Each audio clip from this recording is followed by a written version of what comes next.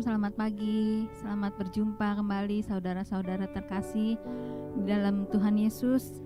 Pagi hari ini saya mengucapkan kita semua sehat dan kita boleh kembali beribadah dan menikmati hadirat Tuhan pada pagi hari ini. Kita mau mempersiapkan hati kita untuk masuk dalam hadirat Tuhan. Sebelumnya kita berdoa terlebih dahulu. Bapa, terima kasih Tuhan buat pagi hari ini. Kami bersyukur Bapa karena kasih anugerah-Mu dalam hidup kami Tuhan. Kami ada sampai hari ini Tuhan karena kasih-Mu Tuhan, karena kebaikan-Mu dalam hidup kami Tuhan, sehingga kami boleh menikmati hari-hari kami Tuhan. Semua karena kebaikan yang Kau berikan dalam hidup kami Tuhan. Kau yang memberikan kami kesehatan Tuhan, kekuatan yang selalu baru setiap hari Bapa, sehingga kami bisa menjalani hari-hari kami bersama Engkau Tuhan dengan baik Bapa. Kami bersyukur Tuhan karena perlindungan kasih-Mu Tuhan, anugerah-Mu dalam hidup kami Tuhan. Kami boleh kembali menikmati hadirat-Mu pada pagi hari ini Tuhan. Kami ingin memuji dan memuliakan nama-Mu pagi hari ini Tuhan. Biarlah Roh Kudus, hadirat-Mu melingkupi kami semua Tuhan yang mengikuti ibadah online pada pagi hari ini Tuhan. Biar boleh kami membuka hati kami Tuhan untuk masuk dalam hadirat-Mu Tuhan, untuk Roh-Mu hadir di dalam hidup kami Tuhan pagi hari ini, sehingga kami boleh menikmati hadirat-Mu Bapa. Terima kasih Tuhan. Kami mau mulai Tuhan ibadah kami ini di dalam nama-Mu Tuhan Yesus. Kau yang bekerja Roh Kudus, Kau yang beracara buat kami pagi hari ini. Kami mau serahkan semuanya ke dalam tangan-Mu yang kudus Bapa. Terima kasih Tuhan. Hanya di dalam nama-Mu Tuhan Yesus kami berdoa dan mengucap syukur. Haleluya. Amin. Amin. Saudara di rumah bisa bangkit berdiri. Kita mau naikkan pujian kita dengan hati bersyukur. Kita mau menikmati hadirat Tuhan pada pagi hari ini.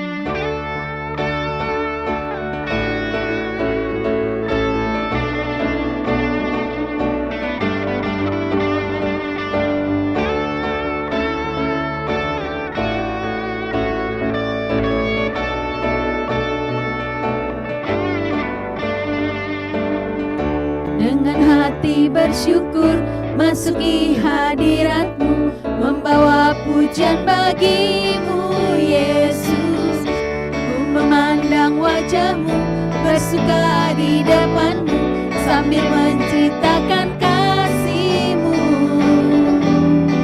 Ku mengangkat tanganku, bersorak-sorai bagi kebaikan-Mu.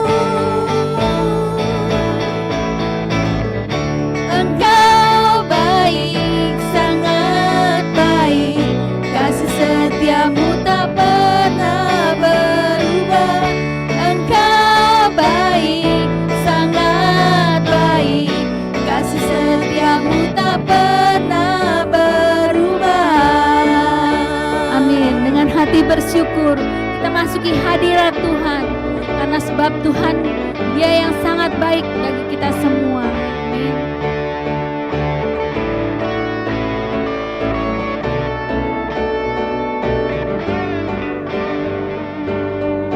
Dengan hati bersyukur masuki hadirat-Mu, membawa pujian bagi-Mu Yesus.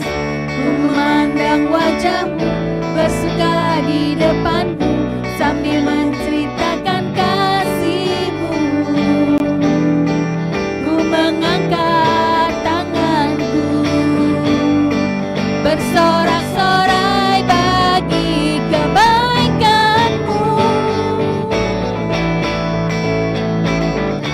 Engkau baik, sangat baik. Kasih setiamu tak pernah berubah.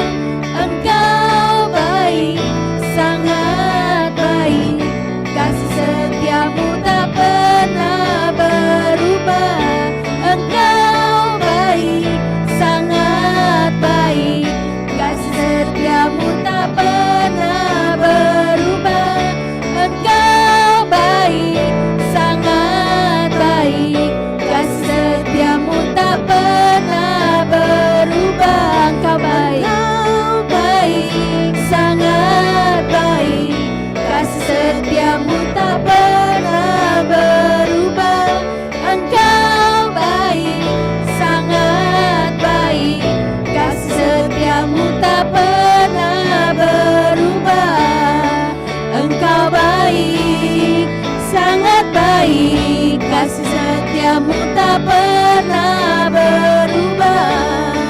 Engkau baik, sangat baik, kasih setiamu tak pernah berubah.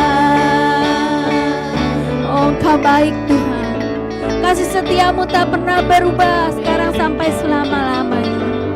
Haleluya Yesus.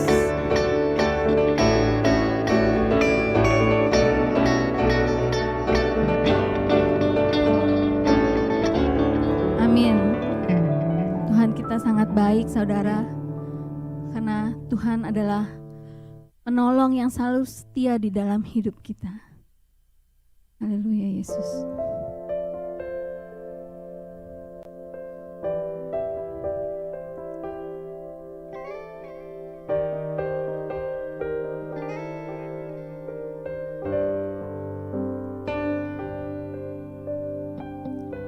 Musim akan selalu berganti, kasih Tuhan tetap abadi,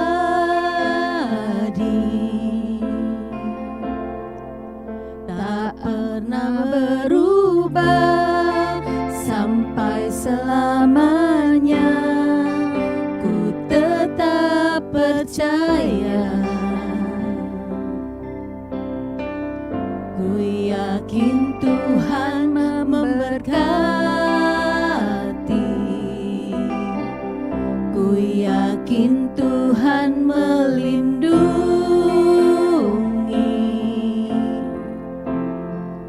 Burung di udara Tuhan pelihara, karena kasih-Nya. Selalu menolongku, Tuhan selalu menolongku, selalu menjagaku, sehelai di rambutku tak akan terjatuh tanpa seizin-Mu. Tuhan selalu menolongku, selalu menjagaku. Dia mengenyangkanku dan peliharaku seumur hidupku. Musim akan selalu berganti, kasih Tuhan tetap abadi, tak akan berubah sampai selamanya. Ku tetap percaya, yakin Tuhan memberkati, ku yakin Tuhan melindungi.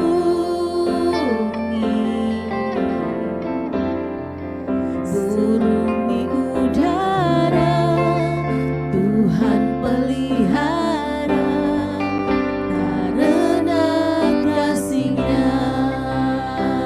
Oh Tuhan selalu menolongku, Tuhan selalu menolongku, selalu menjagaku, sehelai di rambutku tak akan terjatuh tanpa seizin-Mu.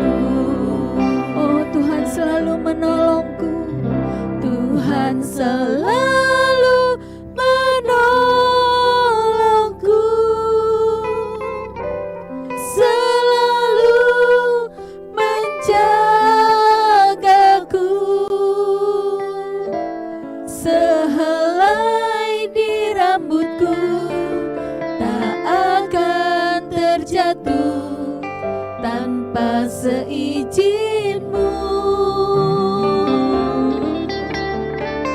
Tuhan selalu menolongku, selalu menjagaku. Dia mengenyangkanku dan peliharaku seumur hidupku. Oh, Tuhan selalu menolong, Tuhan selalu menolongku, selalu menjagaku. Sehelai di rambutku tak akan terjatuh tanpa seizin-Mu. Tuhan selalu menolongku, selalu menjagaku. Dia mengenyangkanku dan peliharaku seumur hidupku. Dia yang mengenyangkanku,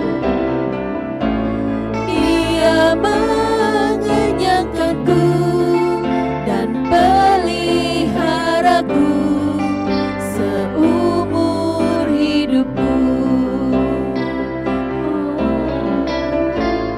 Dia mengenyangkanku dan peliharaku seumur hidupku. Mari kita sembah Dia, karena Tuhan yang sangat baik. Oh, haleluya Yesus. Terima kasih Tuhan. Kami bersyukur Bapa. Kau yang sangat baik Tuhan. Kau yang selalu menolong. Kau yang selalu menjaga kami Tuhan. Kau yang selalu pelihara hidup kami Tuhan. Kami bersyukur Bapa buat kebaikan-Mu Tuhan, buat kasih anugerah-Mu Tuhan. Oh haleluya, terima kasih Yesus, terima kasih ya Bapa, terima kasih Tuhan buat anugerah-Mu. Kami bersyukur, kami bersyukur. Haleluya Yesus. Oh haleluya Yesus. Haleluya Tuhan. Sungguh kami bersyukur Tuhan buat kasih setia-Mu Tuhan, buat pertolongan-Mu dalam hidup kami Tuhan. Kau yang selalu menjaga dan memelihara hidup kami Tuhan. Sampai hari ini Tuhan, Kau yang masih memberikan kami kesehatan Tuhan. Itu semua karena anugerah-Mu dalam hidup kami Bapa. Banyak saudara-saudara kami juga, orang-orang yang tidak kami kenal Tuhan. Mereka banyak yang terkena sakit, yang terkena virus COVID Corona Tuhan. Kami percaya Bapa, semua ini terjadi ke atas izin Engkau Tuhan. Tapi kami mohon padamu Bapa, Kau yang tolong Tuhan. Kau memulihkan keadaan bangsa kami ini Tuhan. Kau yang pulihkan Tuhan setiap orang-orang yang sakit Bapa. Kau yang sembuhkan Tuhan. Kami tidak dapat menghentikan Tuhan, tapi hanya Engkau Tuhan yang mampu Tuhan. Kami hanya berserah kepadamu Bapa. Ampuni setiap kesalahan bangsa kami Tuhan. Ampuni kami yang tidak mau mengikuti akan kesehatan yang diberikan untuk kesehatan kami juga Tuhan. Aturan-aturan yang kami langgar Tuhan, ampuni kami Tuhan. Kami ingin Tuhan, Kau yang memulihkan bangsa kami semua Tuhan. Kau yang memberikan kesehatan bagi kami semua Tuhan. Kami percaya Tuhan, dengan pertolongan-Mu Tuhan, Kau yang sanggup Tuhan membersihkan segala virus apapun Tuhan yang ada saat ini Tuhan. Kami mau tolak, kami mau patahkan Bapa segala virus-virus yang mengganggu, yang mengancam setiap orang-orang yang ada di muka bumi ini Tuhan. Segala virus corona atau apapun Tuhan, kami mau tolak, kami patahkan di dalam nama-Mu Tuhan Yesus. Hanya Engkau Tuhan yang mampu menghapus segala virus ini Tuhan. Kami hanya berserah kepadamu Tuhan. Kami menyerahkan hidup kami ke dalam tangan-Mu Bapa.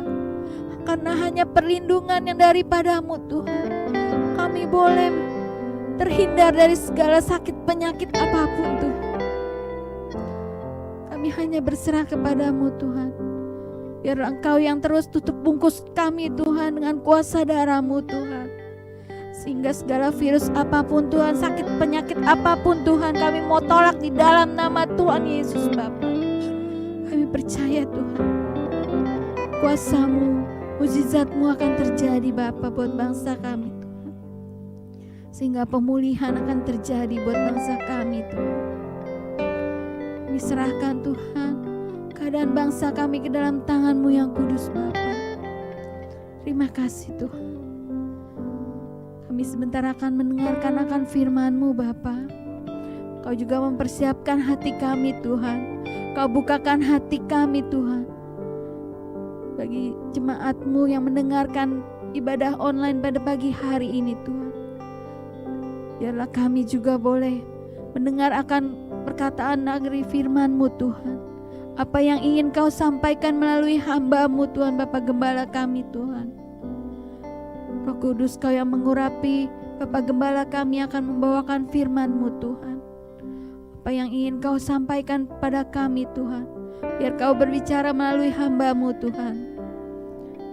Kau berbicara Tuhan dengan kuasa-Mu Tuhan, dengan Roh Kudus-Mu yang memimpin Bapa. Terima kasih Tuhan. Kami mau siap Tuhan mendengarkan firman-Mu pada pagi hari ini Tuhan. Terima kasih Bapa. Kami serahkan firman-Mu ke dalam tangan-Mu yang kudus. Hanya di dalam nama-Mu Tuhan Yesus, kami siap mendengar akan firman-Mu pada pagi hari ini. Haleluya. Amin.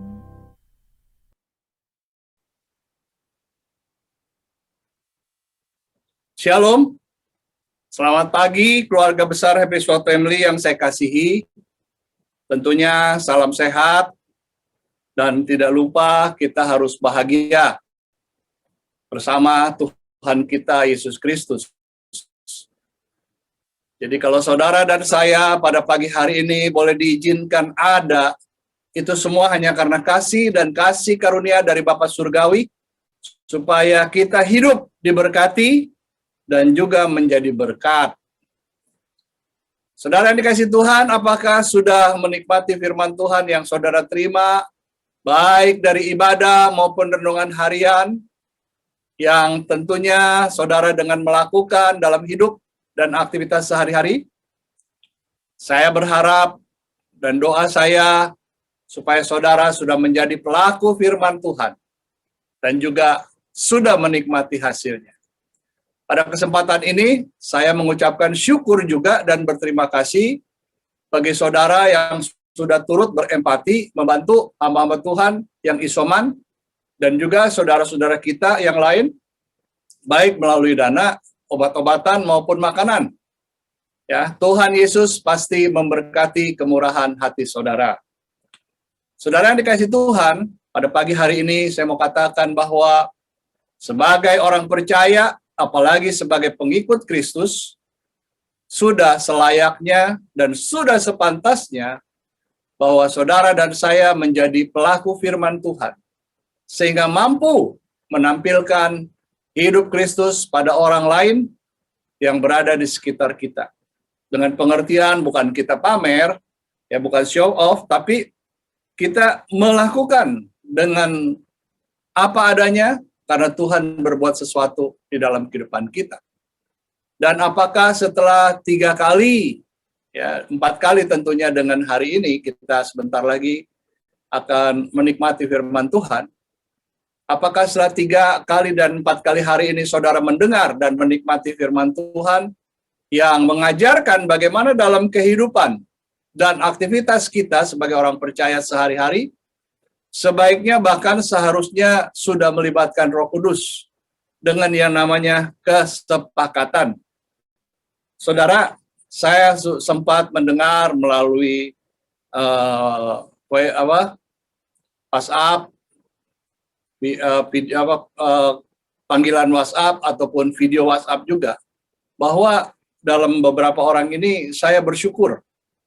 Mereka sudah menyadari bahwa hubungan mereka dengan Roh Kudus yang dimakin pertajam membuat mereka melihat ya bahwa apa yang mereka jalani dan nikmati sebelum dan sesudah dia membuat komitmen dengan Roh Kudus, hidupnya ada perubahan yang luar biasa dan lebih baik. Jadi ada juga yang mengatakan, saudara, memang tidak mudah untuk membuat kesepakatan dengan Roh Kudus, karena membuat kesepakatan dengan manusia saja sudah sulit, apalagi dengan Roh Kudus. Benar, saudara, manusia yang kita lihat, kita bersepakatan bisa mengkhianati kita, bisa membodohi kita bisa mencurang kita, ya. Dan minggu yang lalu kita udah bicara, ya 2 minggu yang lalu bahkan kita nggak boleh kalau dalam kerugian kita menyerahkan persoalan ini kepada orang-orang yang tidak benar. Ya Tuhan tidak menghendaki, bahkan doakan, berkati musuh kita. Itu yang Tuhan ajarkan. Nah, saudara, masalahnya bukan soal masalah sulit kita berhubungan atau mengandalkan atau bersepakat dengan Roh Kudus. Yang saya perhatikan adalah bahwa orang percaya merasa hidupnya tidak bebas kalau sepenuhnya dia membuat kesepakatan dengan Roh Kudus. Dan seolah-olah Roh Kudus itu mengambil alih kendali penuh dalam hidup dirinya. Sepertinya segala sesuatu dibatasi kalau dia menyerahkan hidupnya kepada Roh Kudus. Saudara, itu pemikiran dan pendapat yang salah, keliru. Dan saya berkata itu tidak benar. Roh Kudus tidak akan berbuat seperti itu dengan mengendalikan seluruh kehidupan orang percaya. Melainkan Roh Kudus akan mengarahkan dan memilih yang terbaik untuk apapun juga yang menjadi kebutuhan hidup, keperluan hidup orang percaya. Dan orang percayalah yang memutuskan apakah setuju atau tidak. Apa yang Roh Kudus sudah berikan atau tawarkan kepada kita. Jadi keputusan itu ditanggung penumpang. Maksudnya ditanggung kita sendiri. Jadi Roh Kudus tidak akan memonopoli, saudara, kehidupan kita. Karena kalau saja Roh Kudus mengambil alih kemudi kehidupan orang percaya dan memutuskannya, berarti orang percaya hanya menjadi robotnya Allah dong. Ya. Dan itu suatu kesalahan yang fatal. Kalau begitu, buat apa Yesus harus dikorbankan dan mengorbankan dirinya sampai mati di kayu salib? Kalau hidup orang percaya dikendalikan tanpa mempunyai kehendak pribadi. Hati-hati, saudara, dengan pengajaran-pengajaran sesat sekarang ini. Saya sudah beritahukan saudara. Ya. Nah, itu merupakan apa, saudara? Sebuah kekonyolan di dalam kehidupan kekristenan kita. Atau kekristenan orang percaya. Dan percuma saja kalau begitu percaya kepada Yesus. Kalau kita ini dianggap seperti robot, tidak punya kehendak, tidak bisa memutuskan sesuatu. Ya, ngapain percaya kepada Kristus? Tapi saya percaya, saudara, puji Tuhan. Ya, hal itu tidak terjadi, bahkan tidak akan pernah terjadi. Apa yang dimaksud? Roh Kudus tidak akan pernah memonopoli kehidupan kita, tetapi Dia menolong. Dia memberikan jalan, memberitahukan apa yang kita tidak tahu, Dia beritahu. Apa yang kita tidak mengerti, dia memberikan pengertian. Ini yang penting dalam hidup kita. Bukankah berulang-ulang saya katakan bahwa Tuhan pergi ke surga, tapi sebelum dia pergi, dia bilang dia siapkan Roh Kudus.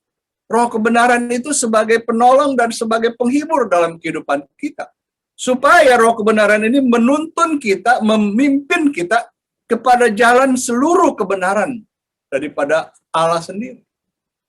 Jadi yang terjadi adalah, saudara, Roh Kudus siap bekerja sama dengan orang-orang percaya untuk mendatangkan kebaikan bagi orang percaya itu. Seperti tertulis di dalam Roma 8 ayat 26.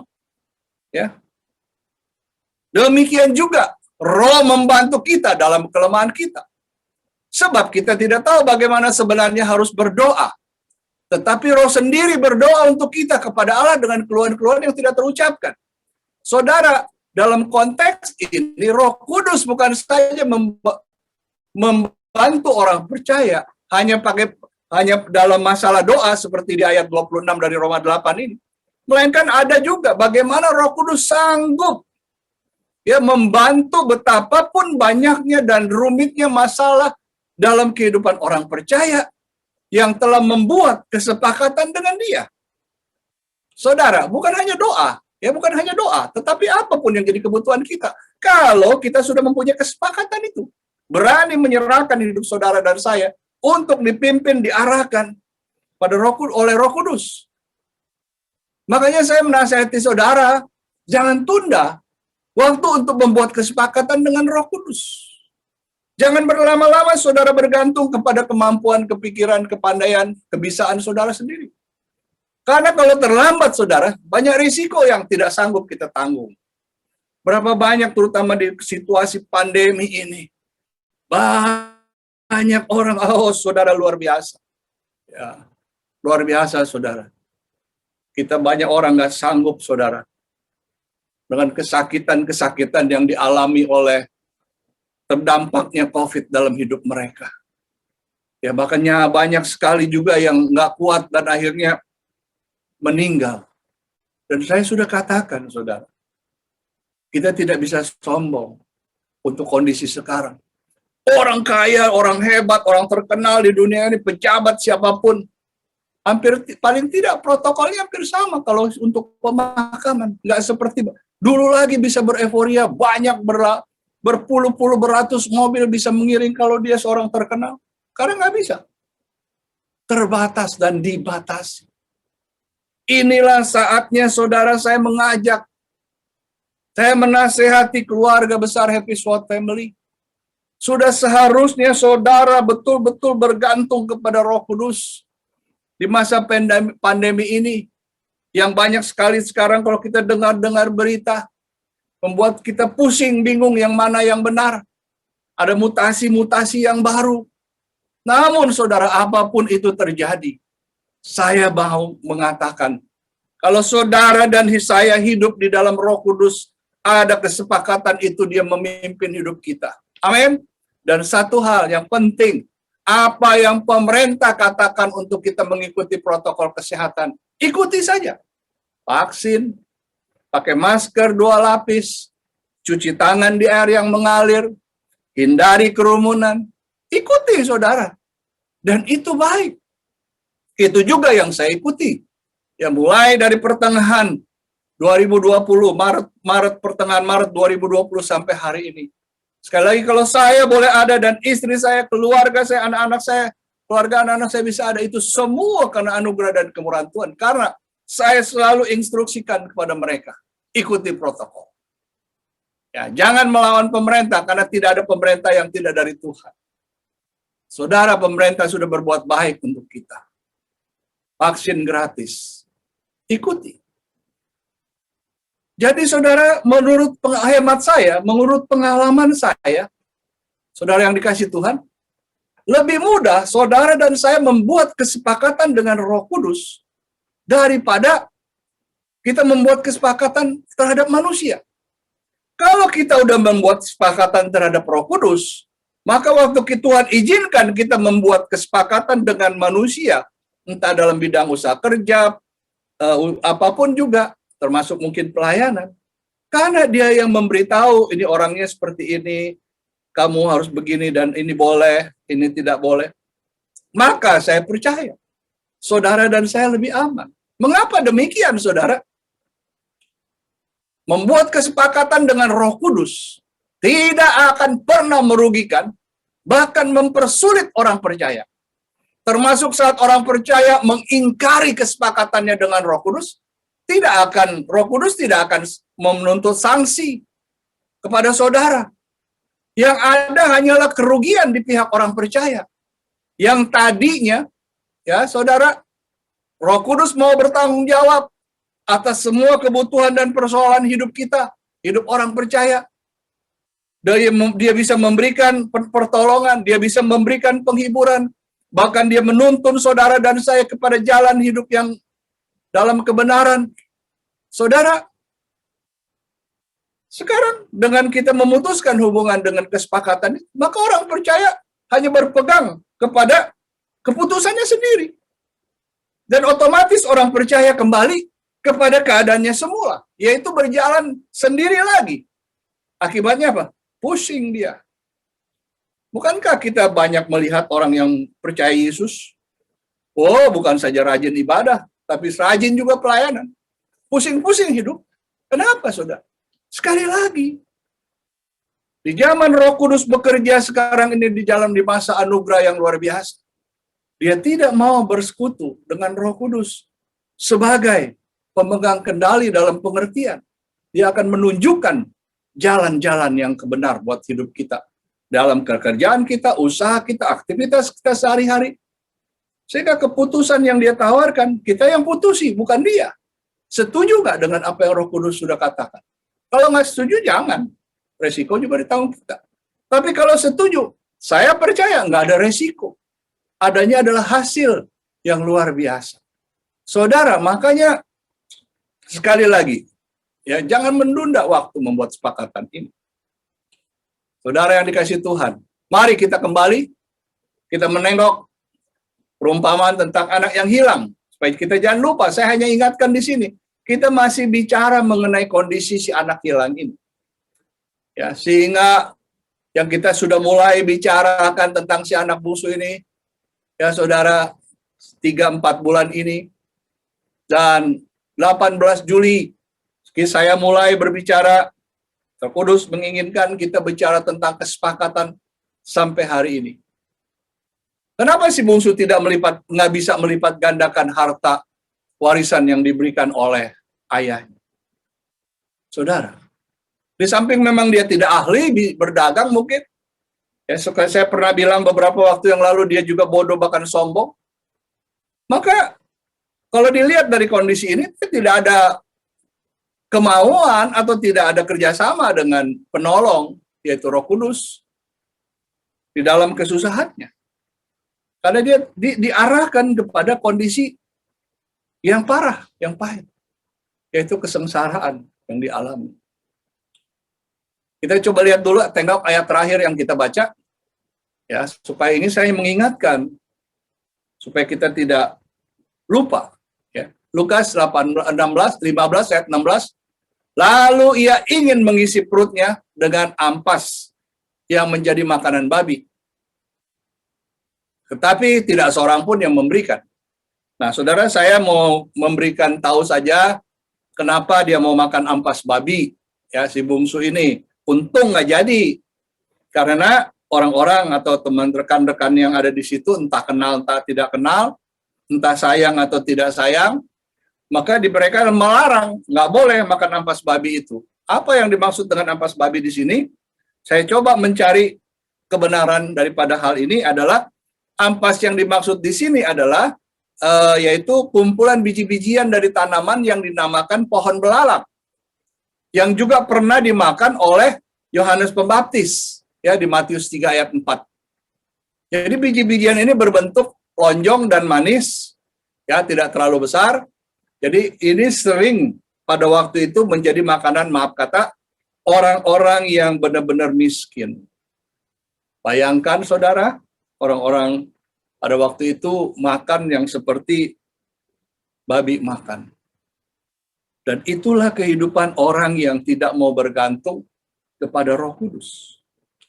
Ya, itu hanya buat pengetahuan supaya kita tahu kenapa ampas yang seperti apa. Ya. Nah, sekarang kita kembali saudara kepada topik kesepakatan. Sebuah kesepakatan tidak akan selalu, nah saya dibawa kepada hal ini, sebuah kesepakatan tidak selalu berujung dengan kebaikan. Ada juga yang berujung pada kesepakatan jahat. Contoh, ya, saya mendapatkan contoh dari pemberontakan Korah, Datan, dan Abiram. Pemberontakan terhadap kepemimpinan Musa. Saudara, itu ada di Bilangan 16 ayat 1 sampai 50. Ya, karena ini cukup banyak ayatnya, saya tidak baca semua, saudara. Saudara bisa baca cerita dan kronologisnya. Secara singkat, ya sesuai dengan apa yang sedang kita pelajari hari ini yang kita bahas. Korah, Datan, dan Abiram bersama 250 pemimpin yang terpilih ini, mereka membuat kesepakatan jahat, yaitu melawan kepemimpinan Musa dan Harun. Yang seharusnya mereka menghormati Musa dan Harun, harus dihargai. Kenapa? Apalagi Musa ini sudah berkontribusi di dalam menyelamatkan seluruh bangsa Israel keluar dari Mesir, keluar dari perbudakan, keluar dari masalah besar, ya, untuk menuju ke tempat yang luar biasa, tanah Kanaan.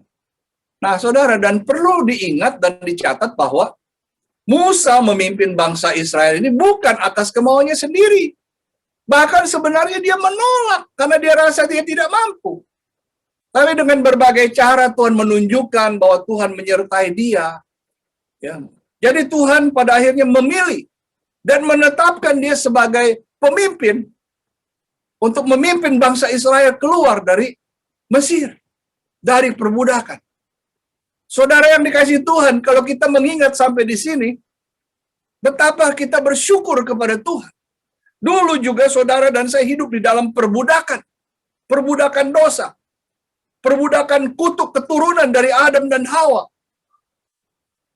Sehingga banyak masalah yang muncul dalam hidup kita, walaupun kita percaya Tuhan. Mungkin karena kita Kristen keturunan, orang tua kita udah percaya Tuhan. Tetapi saya mau katakan secara pribadi, saudara dan saya juga ngomong sama keluarga saya, anak saya, mantu saya, cucu saya, supaya secara pribadi mereka harus berjumpa secara pribadi dengan Tuhan. Baru hidupnya aman. Kalau cuma Kristen keturunan nggak aman, saudara. Ya, karena itu masih dalam pengertian Kristen agamawi yang saya bilang. Ya, tapi begitu saudara dan saya, atau saya juga mengalami, ya saya dari keturunan papi mami saya, nenek saya udah percaya Tuhan. Tapi saya di usia belasan tahun, sekitar 18-19 tahun, secara pribadi saya berjumpa dengan Tuhan. Itulah yang membuat saya bisa eksis sampai hari ini. Bukan karena kuat dan gagah saya, tapi karena Roh Kudus yang tolong. Nah, jadi saudara, Tuhan yang memilih Musa. Jadi kalau Korah, Datan dan Abiram dan 250 pemimpin lain ini memberontak, dia bukan memberontak kepada Musa, tetapi kepada Tuhan. Ya, seperti saya katakan, kita harus bangga. Kita yang diperbudak oleh kutuk keturunan, oleh dosa, perbuatan dosa hidup kita. Kita berjumpa dengan Tuhan dan Tuhan bebaskan kita. Harusnya mati kekal. Tuhan izinkan kita dapat anugerah yang luar biasa dalam kehidupan yang kekal. Maka kita bersyukur kepada Tuhan. Tapi di tengah perjalanan, apakah kita mau terus mengikut Tuhan? Tapi banyak orang yang berontak. Banyak orang yang marah-marah. Banyak orang yang kecewa. Bahkan menyalahkan Tuhan. Padahal Tuhan sudah menyelamatkan dia. Kalau enggak, wow. Parah, saudara. Jadi pertanyaannya, saudara. Kenapa orang bisa bersepakat atau bersekongkol untuk berbuat kejahatan? Dan tidak bisa melihat kebenaran dan kebaikan yang sesungguhnya. Nah, saya mau beritahu soal kira ini yang dibawa oleh Roh Kudus. Waktu saya mau mempersiapkan, saya berharap ini berharga buat kita. Selain Roh Allah yang bisa berada di dalam kehidupan manusia, maka juga roh-roh jahat dapat mempengaruhi kehidupan orang percaya. Haleluya. Jangan sampai itu terjadi dalam hidup kita. Saya tunjukkan ya ayat yang ada di sini mengenai hal ini, bagaimana roh-roh jahat itu mempengaruhi, yaitu di Kisah Para Rasul 19 ayat 16. Dan orang yang dirasuk roh jahat itu menerpa dan menggagahi mereka semua dan mengalahkannya, sehingga mereka lari dari rumah orang itu dengan telanjang dan luka-luka. Yang saya mau garis bawahi adalah, kenapa orang bisa dirasuk oleh roh jahat? Sehingga dia berbuat jahat. Ini yang sama sekali kalau lihat kisah ini orang ini sama sekali tidak bisa mengontrol dirinya. Tapi dikuasai oleh roh jahat. Roh jahat itu yang mengontrol dia. Sehingga dia berbuat hal-hal yang tidak baik kepada orang-orang lain. Saudara yang dikasih Tuhan. Jadi ada dua kemungkinan dalam hidup kita. Ya. Kalau bukan roh Tuhan yang ada dalam hidup kita, ada kemungkinan roh jahat. Ada roh jahat yang sebagian menguasai, sehingga kita seringkali berpikiran jahat, suka kecewa sama orang lain, suka iri sama orang lain, bahkan suka marah, bahkan suka merencanakan hal-hal, balas dendam dan sebagainya. Pokoknya hal-hal yang tidak baik. Ada kemungkinan. Kalau itu terus yang dihidupkan, lama-lama si jahat itu menguasai. Sehingga hati nurani kita tertutup, ya, pikiran kita juga tertutup dan melakukan tindakan yang melawan hukum. Akhirnya, saudara, akibatnya bisa saja orang itu masuk kepada proses hukum. Bisa saja dia tertangkap ya, dan divonis bersalah. Saudara yang dikasih Tuhan. Jadi orang yang suka memberontak adalah orang yang ada roh jahat dalam pribadi. Entah 1, 2, 3. Kalau kita lihat di dalam perjanjian baru, Matius, kalau kita udah diberesin, roh jahat sudah pergi, tapi kita nggak menjaga hubungan kita dengan Tuhan, maka 7 roh jahat yang lain masuk ikut juga. Berbahaya sekali jadi saudara. Hati-hati dengan hidupmu. Jangan anggap gampang kebenaran ini. Ya, di masa pandemi saya bersyukur, saya bangga sama Tuhan. Tuhan menolong saya untuk bisa menerjemahkan kebenaran ini. Sekali lagi, untuk kemuliaan Tuhan, bukan kemuliaan saya. Saya nggak bisa apa-apa. Saya bukan seorang ahli, tidak. Tapi saya mau katakan dalam nama Yesus, saya belajar untuk menjadi pelaku firman. Dan itu juga tidak mudah. Kalau saya tidak punya kesepakatan dengan Roh Kudus, yang harus memimpin kehidupan saya sehari-hari, istri saya, anak-anak saya, mantu-mantu saya, cucu-cucu saya berharap mereka mengikuti teladan yang saya sudah lakukan. Supaya aman hidup mereka. Saya mau bilang, saudara, di dunia ini tidak ada keamanan dan kenyamanan. Kecuali saudara berlindung di dalam kepak sayap Tuhan. Di dalam kasih dan kasih anugerahnya yang luar biasa. Di dalam kekacauan yang semua orang berteriak saat ini tentang ekonomi, usaha, dan sebagainya. Bahkan kesehatan juga mau dirampas. Hanya berlindung di dalam Allah. Makanya saudara, jangan tolak Roh Kudus. Kalau Roh Kudus tidak ada dalam hidupmu, ada kemungkinan roh jahat masuk. Ya. Saudara, Roh Allah itu selalu tinggal di dalam kehidupan orang percaya. Apabila orang percaya dengan sengaja mengelolak Roh Kudus tidak bisa berbuat apa-apa. Namanya ditolak.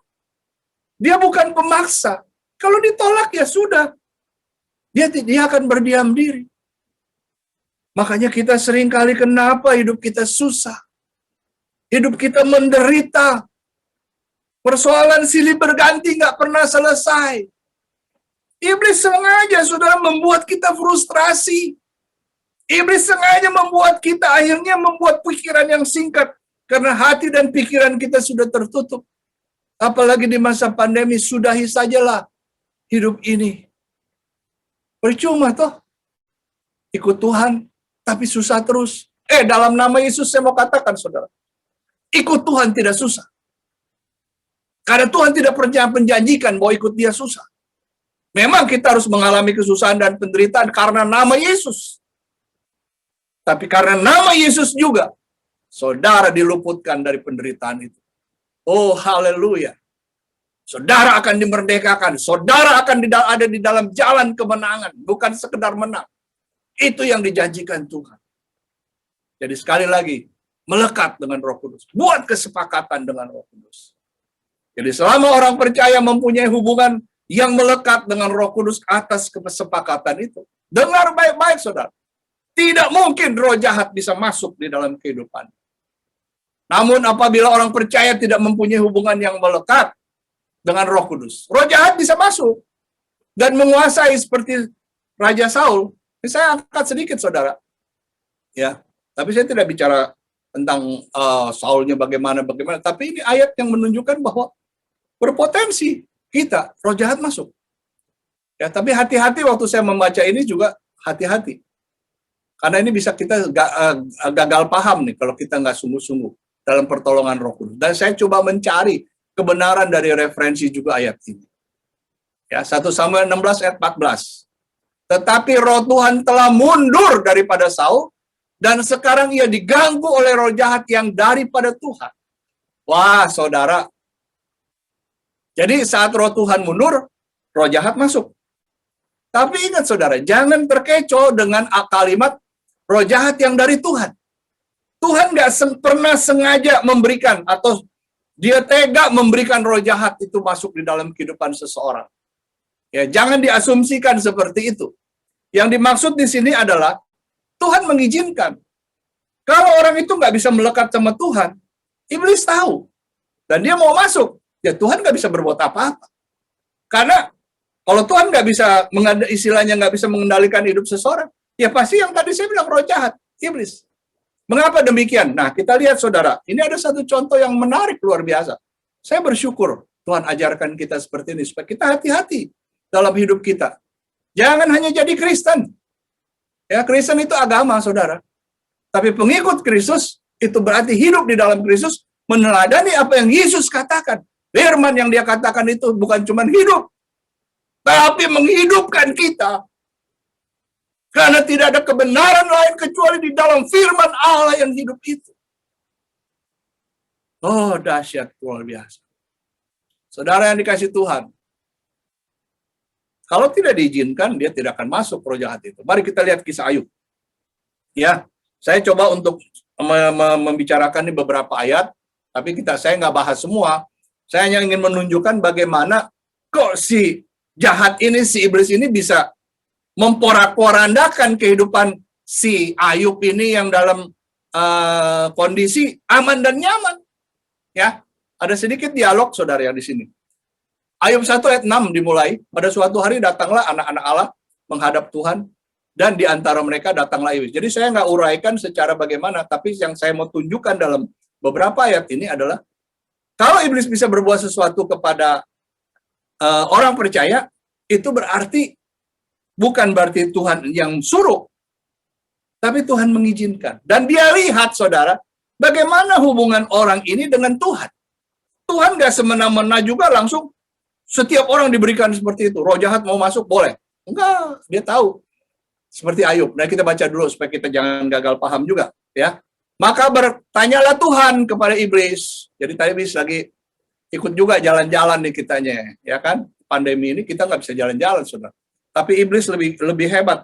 Di pandemi ini dia jalan-jalan terus kemana-mana. Kita nggak boleh masuk kemana-mana.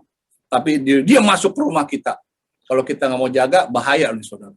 Ya, maka bertanyalah Tuhan kepada iblis, dari mana engkau? Iblis ngomong, ya, jawab iblis pada Tuhan, dari perjalanan mengelilingi dan menjelajahi bumi. Saudara, kita nggak bisa lagi yang saya bilang. Saudara punya duit banyak juga nggak bisa traveling kemana-mana, sekarang ini susah. Paling nggak mesti punya vaksin, swab, rapid test, ya itu terus. Saudara pasti hafal. Ayat 8. Lalu bertanyalah Tuhan kepada iblis, apakah engkau memperhatikan hambaku Ayub? Ya kan, dia bilang, tuh ada anak gua tuh hebat tuh Ayub, yang saleh luar biasa. Sebab tiada seorang pun di bumi seperti dia yang demikian saleh dan jujur. Dengar baik-baik, garis bawahi itu dalam hidupmu. Ya, kalau engkau mau dalam perlindungan Allah, saleh, jujur, yang takut akan Allah dan menjauhi kejahatan. itu harus jadi labeling dalam hidup kita sebagai pengikut Kristus. Labeling, di label, ya. Saleh jujur, takut akan Tuhan dan menjauhi kejahatan. Lalu si iblis ngomong pada Tuhan, wah dia nyeleneh nih, kurang ajar juga emang. Memang iblis begitu, kurang ajar, nggak pernah dia diajar. Diajar nggak bisa. Dia akan memberontak, sampai dibuang sama Tuhan. Nah, apakah dengan tidak mendapat apa-apa, Ayub tetap takut akan Allah? Kira-kira begitu, saudara. Lalu, ayat 10. Bukankah engkau, ini masih si iblis ngomong, bukankah engkau yang membuat pagar sekeliling dia, dan rumahnya, serta segala yang dimilikinya? Apa yang dikerjakannya telah kau berkati, dan apa yang dimilikinya makin bertambah negeri itu. Terus dia bilang, Tuhan, kira-kira gitu ya, tapi ulurkanlah tanganmu, dan jamahlah segala yang dipunyainya. Pasti ia mengutuk engkau di hadapan. Saudara, Ayub 1 ayat 12. Ya. Yang saya mau akhiri dalam tentang Ayub ini. Maka firman Tuhan kepada iblis. Nah, segala yang dipunyainya, dipunyai Ayub maksudnya, apapun yang dipunyai Ayub, ya, istri, anak-anak, harta benda, dia pokok ternak, ya kan, apapun lah yang dimiliki oleh Ayub. Kalau sekarang mungkin rumah, mobil, motor, sepeda, beca, gitu kan. Saya juga kalau saudara dulu beca, sekarang bajai atau apa-apa yang lain lah, ya. Apapun yang dimiliki ada dalam kuasamu. Hanya jangan kau mengulurkan tanganmu terhadap dirinya. Haleluya, puji Tuhan. Ada pesan satu. Janganlah engkau mengulurkan tanganmu terhadap dirinya. Dirinya yang maksud di sini, saudara, yaitu nyawanya. Kemudian pergilah iblis dari hadapan Tuhan. Ya, saudara, saya tidak membahas kisah Ayub panjang lebar, tapi saya mau lihat dari sinilah dan sampai hari ini. Ya, kalau ada orang yang roh jahat bisa menguasai, roh jahat bisa mengintervensi orang itu. Ada kalanya, saudara, kalau dia sebagai orang percaya yang dekat oleh Tuhan, dengan Tuhan, Tuhan izinkan. Jadi sekali lagi Tuhan juga lihat, orang yang gak kuat masa diizinkan, gak mungkin. Tapi dengar baik-baik, kalau saudara hidup setia, sungguh-sungguh seperti tadi saleh, jujur, takut akan Allah, ya kan? Saudara, pasti saudara aman. Aman apa? Di dalam Tuhan. Walaupun iblis mengusik saudara. Dari pertanyaan ini sangat jelas. Di mana iblis tidak akan bisa berbuat apa-apa terhadap manusia, termasuk orang percaya, tanpa seizin Tuhan. Jadi melalui penjelasan di firman Tuhan ini, mengapa Korah, Datan, dan Abiram plus 250 pemimpin yang lain, dia mau memberontak kepada Musa dan juga Harun. Karena mereka dikuasai roh jahat. Ya saudara, mereka juga, waktu pengintai juga begitu, 12 pengintai diutus untuk melihat kondisi keadaan Kanaan. Saudara, 10 orang berbicara yang tidak baik. Bukan karena dia memang melihat tidak baik. Dia nggak suka dengan kepemimpinan Musa. Entah dia iri, entah dia bagaimana. Dia tidak suka. Kenapa Musa dan Harun yang harus memimpin? Kenapa bukan kita-kita? Nah, saudara, banyak orang seperti ini. Merasa tersaingi. Padahal dirinya tidak mampu. Apalagi bicara dengan ini, saudara. Tuhan juga nggak bentang-bentang menunjuk Musa dan Harun sebagai pemimpin mereka. Kalau mereka Tuhan nggak mengenal Musa, nggak mengenal hatinya seperti apa, nggak mungkin. Dan ini yang orang seringkali gagal paham, tidak mengerti rencana Tuhan. Termasuk orang-orang percaya saat ini. Banyak orang percaya yang tidak maju di dalam Tuhan, karena hanya memikirkannya ke bawah, bukan ke atas. Padahal Tuhan pikirkan perkara-perkara yang di atas. Yang indah-indah, yang manis, yang sedap didengar, yang luar biasa. Tidak seperti itu. Hanya orang yang punya Roh Kudus yang selalu memikirkan hal-hal yang luar biasa. Kalaupun dia teraniaya, kalaupun dia disengsarakan, dia tetap bersuka cita. Haleluya, kita udah belajar kemarin. Doakan musuhmu, berkati musuh. Amin. Nah, saudara yang dikasih Tuhan, Padahal seharusnya mereka melihat sedikit saja kebaikan Musa dan Harun.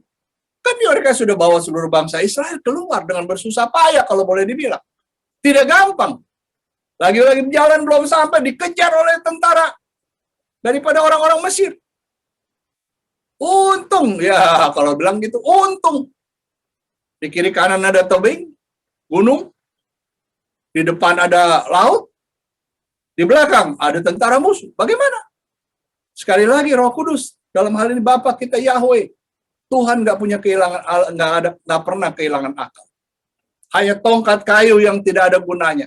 Tapi di dalam tangan Musa yang diurapi Tuhan, tongkat itu bisa membelah laut. Dan akhirnya mereka selamat. Sementara tentara yang mengejar mati ketutup oleh air laut. Saudara yang dikasihi Tuhan, apakah saudara pernah mengalami kedahsyatan seperti itu? Di mana di persimpangan saudara tidak bisa berbuat apa-apa. Kiri kanan nggak ada pertolongan, depan belakang nggak ada pertolongan. Tapi kalau engkau ada Roh Kudus, kau melihat ke atas, di situ ada Allah, di situ ada Bapa kita, di situ ada Roh Kudus. Kita hanya perlu menunduk, merendahkan hati kita.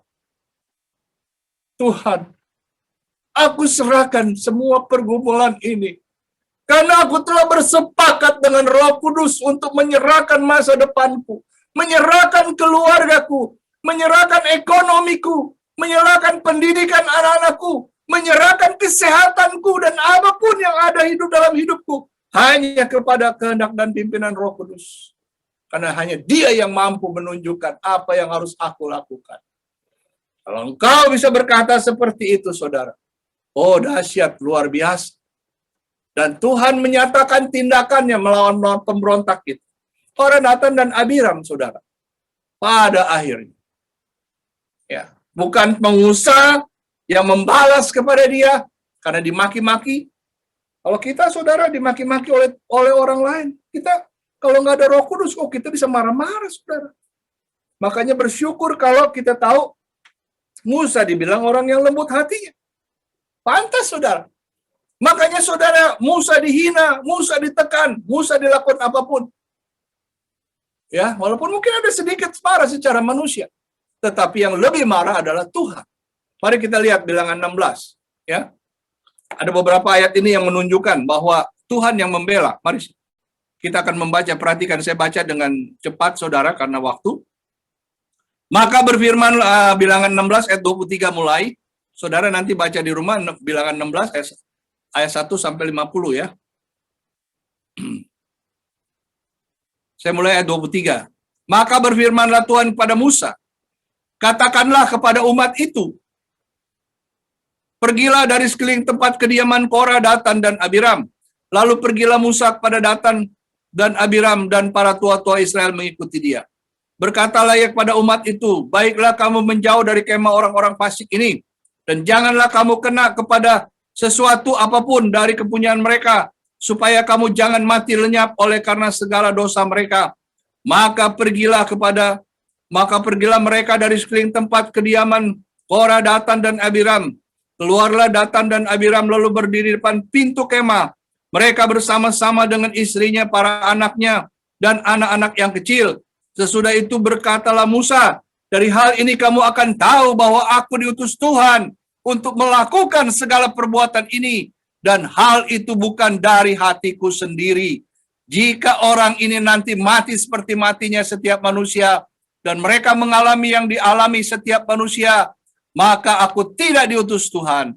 Tetapi jika Tuhan menjadikan sesuatu yang belum pernah terjadi, dan tanah mengangakkan mulutnya, dan menelan mereka, beserta segala kepunyaan mereka, sehingga mereka hidup turun ke dunia orang mati, maka kamu akan tahu bahwa orang-orang ini telah menistakan Tuhan.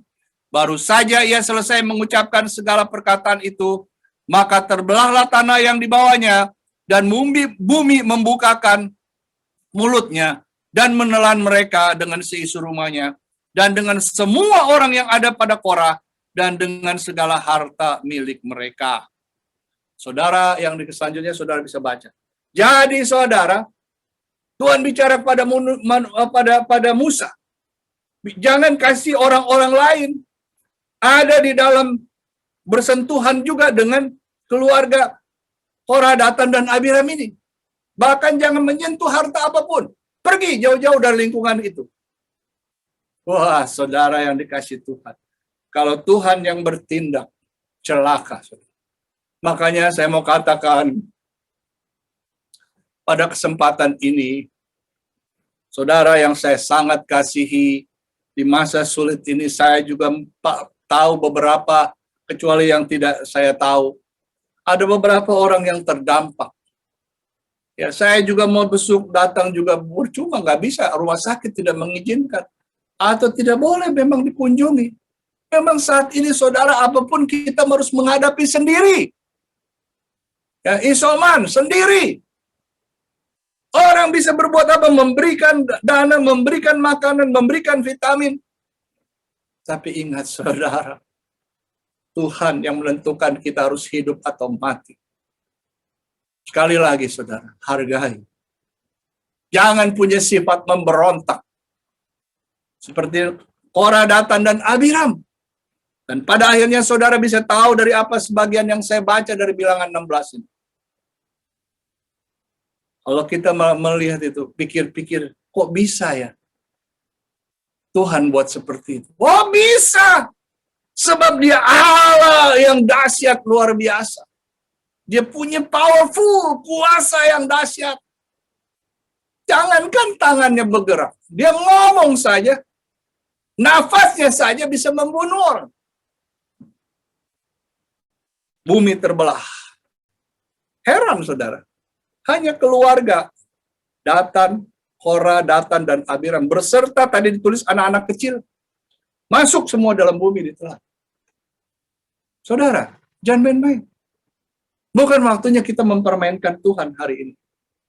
Harus kita meninggikan Tuhan. Kita harus memuliakan Dia dengan percayamu, dengan perkataanmu. Jangan perkataan-perkataan yang buruk, jangan dengan perkataan-perkataan yang negatif.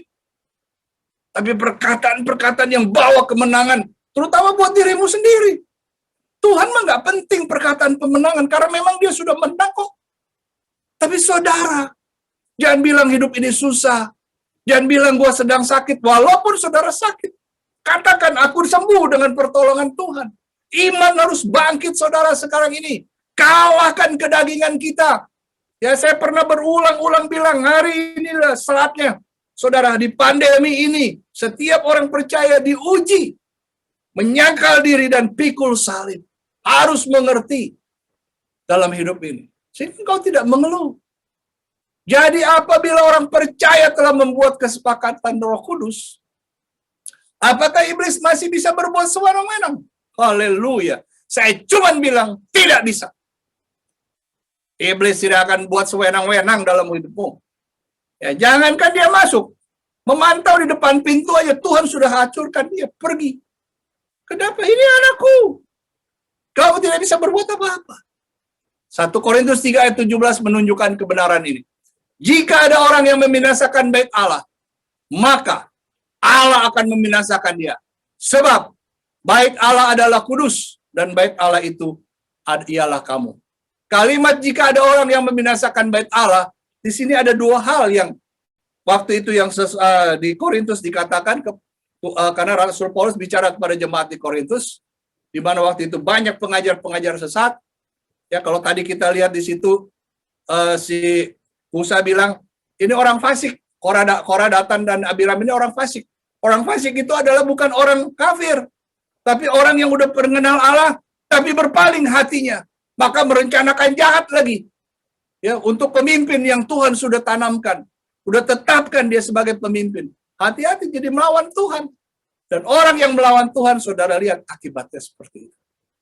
Nah, ada dua hal dalam pengertian jika ada orang yang binasakan bait Allah. Ini bait Allah ini tubuh kita. Jadi kalau gereja itu ya bangunan fisik, di mana orang percaya tubuh-tubuh Kristus ini bisa bersatu, berkumpul. Ibrani 10 ayat 25. Jangan tinggalkan persekutuan dengan orang percaya. Sekarang ini nggak bisa, belum bisa. Ya, kita nggak tahu kapan, biar kehendak Tuhan yang jadi. Nah, ada dua hal, saudara. Yang pertama, Membinasakan apa? Membinasakan moral, yaitu pengajaran sesat dan penyimpangan moral dan perbuatan susila.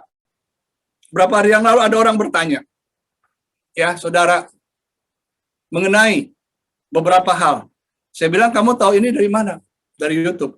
Kan saya udah pernah bilang, ya, jangan sampai saudara mendengar berita-berita di YouTube yang tidak sesuai dengan firman Tuhan. Boleh saja kalau kau tidak senang dengan apa yang saya khotbahkan, nggak apa-apa. Tapi kalau misalnya itu tanyain khotbah orang lain, saya nggak bisa jawab.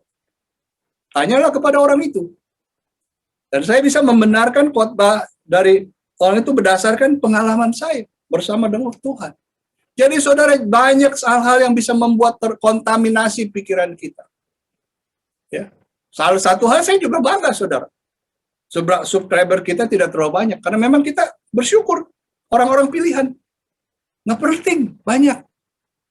Ya, nggak perlu. Yang penting itu bermanfaat buat orang-orang yang membutuhkan. Saudara yang dikasih Tuhan, bukan saatnya lagi kita mencari kefanaan di dunia ini. Bukan saatnya lagi. Jadi membinasakan moral, pengajaran sesat, penyimpangan moral, dan perbuatan-perbuatan susila lainnya. Itu yang pertama. Yang kedua, yaitu membinasakan spiritual melalui kuasa-kuasa jahat dan masalah okultisme. Itu menyerang, sehingga akhirnya dia menguasai kalau kita lemah. Saudara yang dikasih Tuhan, jadi pada kesempatan pagi ini, saudara, sekali lagi, saya menasehati dan mengajak saudara ke keluarga besar Happy Sword Family, atau siapapun yang mendengar kebenaran ini. Buat keputusan yang berani dengan membuat kesepakatan dengan Roh Kudus, tanpa ragu, tanpa bimbang. Ya, saudara yang dikasih Tuhan. Saya mau katakan sebelum saya masuk, nanti saya ulang lagi sedikit. Saudara, kalau saudara punya ayah, ibu, saya lebih suka saudara mendengar ayah ibumu. Nasihatnya, bimbingannya, mendidik kamu dengerin. Daripada kamu dengerin bapak-bapak yang lain, orang tua yang lain. Orang tua yang lain adalah untuk anaknya yang lain. Jadi kau, ya kan, saudara dan saya begitu. Saya punya orang tua, saya dengerin. Walaupun kadang-kadang saudara, saya nggak ngerti. Kadang-kadang saya salah ngerti. Akhirnya saya mungkin agak kesal dan gimana, yang mengekspresikan sesuatu yang nggak baik. Mungkin saya pernah dipukul. Saya dipukul karena bukan, kenapa? Saya yang salah mungkin. Tapi akhirnya membuat saya tahu, ngerti. Coba saya diajar oleh banyak bapak. Pusing kita. Ya satu aja bisa bikin kita pusing kalau hati kita nggak menyayangi mereka. Sama di dalam pelayanan begitu, di dalam pengembalaan saya tahu, mengerti. Ya, saya nggak bisa saudara cinta saya terus, nggak bisa. Kecuali memang di hati saudara ada kecintaan itu. Tugas saya sebagai gembala adalah memberikan makanan rohani yang benar kepada saudara. Tidak ada embel-embel apapun. Apa yang Roh Kudus suruh, itu yang saya lakukan. Ya. Tanpa subscribe dan pencet bel. Lonceng. Jangan, nggak usah. Ya. Karena percuma. Banyak harta juga. Kalau kita nggak bisa berbuat baik kepada orang lain, berbagi kepada orang, percuma. Mati juga ke bawah. Sekarang saudara apa? Mending kalau dulu bisa pakai jas segala macam. Sekarang perlengkapan yang paling kelihatan sama orang, apapun saudara bisa tutup, ya sebelumnya, adalah apa? Terpal putih, plastik putih. Selesai. Saudara di dalamnya nggak kelihatan lagi mau pakai baju apa, pakai emas waktu saudara orang itu meninggal, nggak ada lagi. Pakai APD. Haleluya, Tuhanku hebat. Jadi manusia nggak perlu sombong hari ini. Makanya ini kesempatan sekali lagi tanpa motivasi yang buruk. Terserah kalau saudara punya penilaian. Berbagi saat ini, berbagi saudara, mumpung saudara masih kesempatan. Karena nanti nggak ada kesempatan untuk ini. Sekarang soal mati itu tipis waktunya. Saudara nggak bisa pikir-pikir. Orang yang sehat tiba-tiba bisa jatuh. Cuma satu masalahnya. Oksigen. Kalau Tuhan bilang selesai. Luar biasa, saudara. Mari kita hargai hidup ini dengan berbagi. Ya. Nah, jadi kan saya bilang tadi, saudara, pada kesempatan pagi ini, saya menasihati. Dan saya juga mengajak saudara, mari buat keputusan pagi ini untuk melekat dengan mempercayai Roh Kudus dan buat kesepakatan dengan Dia tanpa ragu. Bagaimana caranya? Ya, saudara. Gampang. Saudara juga bisa berdoa, tapi ini sedikit aja kalimat doa yang saya sampaikan kepada saudara. Ngomong aja di dalam tapi dengan tulus ikhlas, dengan kerinduan, memang dengan kesadaran saudara, bukan tedeng aling-aling, bukannya ada udang di balik bapau, bukan. Ya, tapi memang saudara perlu. Jangan supaya saudara hanya perlu perlindungannya, tapi nggak mau dibimbing. Susah, nggak bisa. Tapi saudara mau serahkan hidup. Dia akan kasih tahu, saudara yang memutuskan. Iya atau tidak. Ya, jadi doanya singkat aja, kira-kira begini. Di dalam nama Tuhan Yesus Kristus, saya menerima dan membuat kesepakatan dengan Roh Kudus untuk memimpin dan mengajar saya kepada seluruh kebenaran dari firman hidup-Mu, mulai saat ini dan seterusnya. Amin. Saudara, kira-kira begitu. Jadi inilah kesempatan di mana saudara dan saya harus mengambil bagian. Di pandemi ini yang nggak tahu kapan selesai. Bawa hidupmu. Biarlah saudara tahu persis hari-hari hidupmu, aktivitasmu. Roh Kudus yang memberitahu. Dan engkau yang memutuskan. Sekali lagi saudara, ya saya berharap kuping saudara tidak sakit tetapi bilang, oh bersyukur saya diingatkan kembali. Saya kalau mau keluar kayak kemarin juga, anak-anak misalnya mau datang atau Tuhan kalau engkau berkenan mereka mau datang, tutup bungkus mereka dengan kuasa darah supaya kami ketemu kebahagiaan yang kami terima, bukan COVID. Haleluya. Kalau saya mau pergi keluar, mari saya kali keluar ya, karena harus mengantar ke tembakau kepada seseorang, karena saya juga nggak izinkan dia datang karena kasihan ya, tidak kalau dia datang ke gereja. Jadi saya dan istri mengantar. Tapi saya berdoa dulu. Tuhan tolong, rencana besok pagi saya mau antar ini. Berkati Tuhan. Lindungi, tutup bungkus dengan kuasa darah. Begitu. Sebab itu udah kejadian beberapa hari mau nganter. Tapi waktu istri saya, Pi jadi nggak? Aduh, dulu deh. Kita udah berdoa. Sampai udah hari keberapa gitu, baru istri saya tanya, Pi kesian loh ini, apa mesti diberesin, diantar nih. Oke deh, besok kita siap. Besok aja, semalamnya kita doa. Pagi, oh Tuhan, saya mesti berangkat nih. Tak hati saya. Udah saya persiapkan kendaraan, akhirnya saya pergi dengan istri. Lega saya. Saudara yang dikasih Tuhan, tidak sulit. Yang sulit adalah kalau ini bermain. Kalau ini nggak bermain, saudara, maka dia yang mainkan, kita bisa ambil keputusan. Itu hebatnya Tuhan. Jadi saya tidak panjangkan, kesimpulan hari ini, ya, berikanlah hati dan hidupmu kepada kesepakatan dengan Roh Kudus, sehingga hati, pikiran, dan perkataan, bahkan tindakanmu selaras dengan kehendak dan keinginan Tuhan, yaitu pada jalan kebenaran dan hidup yang menuju pada Bapa. Dan orang percaya atau kita tidak akan terkontaminasi dari pengajaran sesat yang membuat moral dan hidup spiritual kita tercemar. Melainkan saudara dan saya harus memuji dan memuliakan Tuhan. Melalui apa? Kesaksian hidup kita. Supaya Tuhan kita Yesus Kristus dipermuliakan. Oh, dia pantas jadi anak Tuhan. Karena hidupnya nggak menyusahkan orang lain. Ada orang saudara kadang-kadang, ini sedikit lagi. Ya. Kalau dia datang. Aduh, udah tutup pintu lah, minta melulu. Ya, saya dengar dari orang, ini bukan lihat status. Sekali lagi, saya nggak pernah lihat status. Saya suka dengar dari orang. Ada juga yang suka banget. Statusnya, aduh, ilah. Susah dikasih tahu. Seneng dikasih tahu. Ya, puji Tuhan lah, seimbang jadi susah sama seneng. Tapi ada yang suka, susah melulu dikasih tahu. Jangan, saudara. Buat statusmu, hidupmu, tanpa ditaruh. Ya, di WA atau di apapun, Instagram, di Facebook, dimanapun juga. Book ke book, kita nggak tahu, ya. Jangan pakai statusmu di situ. Statusmu di hadapan Tuhan. Ya Tuhan, statusku adalah saleh, jujur, takut akan Allah, dan hidup berkenan bagi Tuhan. Itu saja. Itu statusmu yang harus ada tiap hari dalam hidupmu. Amin. Tuhan berkati. Mari kita berdoa. Tuhan, terima kasih buat pagi hari ini.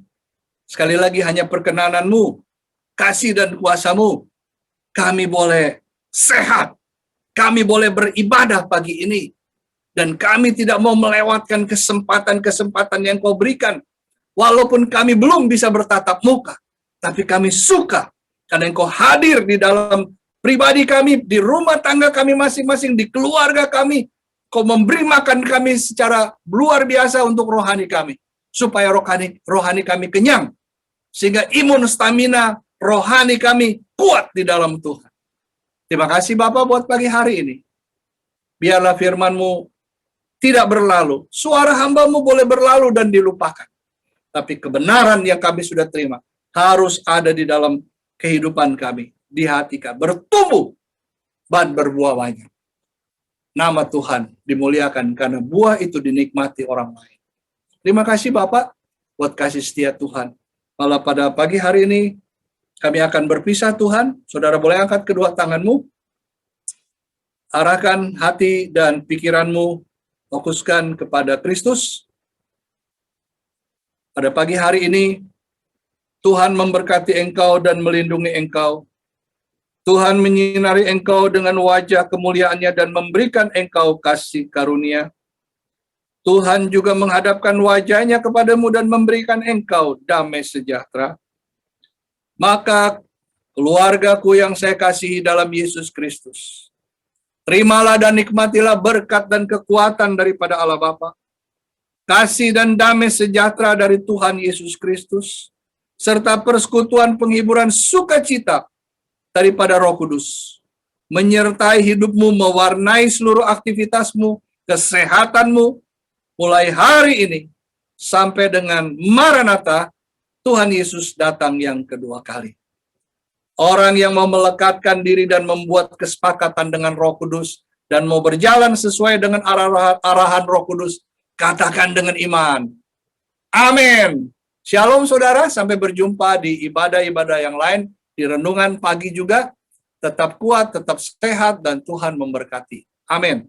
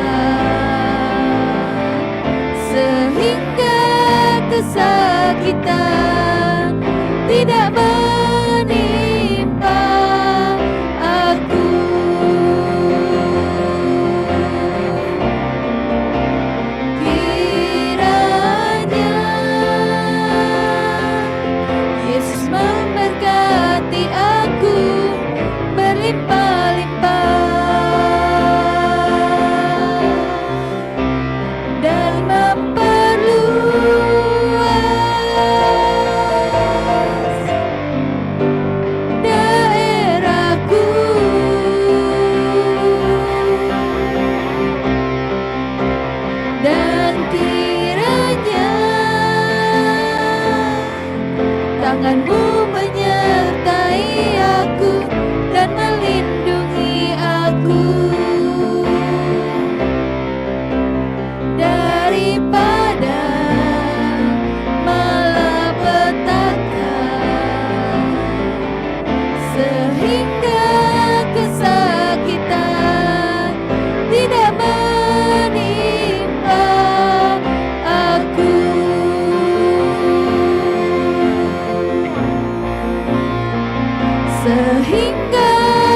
kesakitan tidak menimpa aku.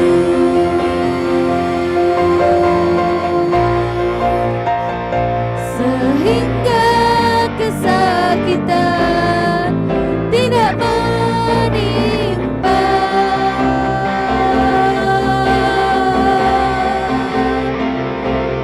aku.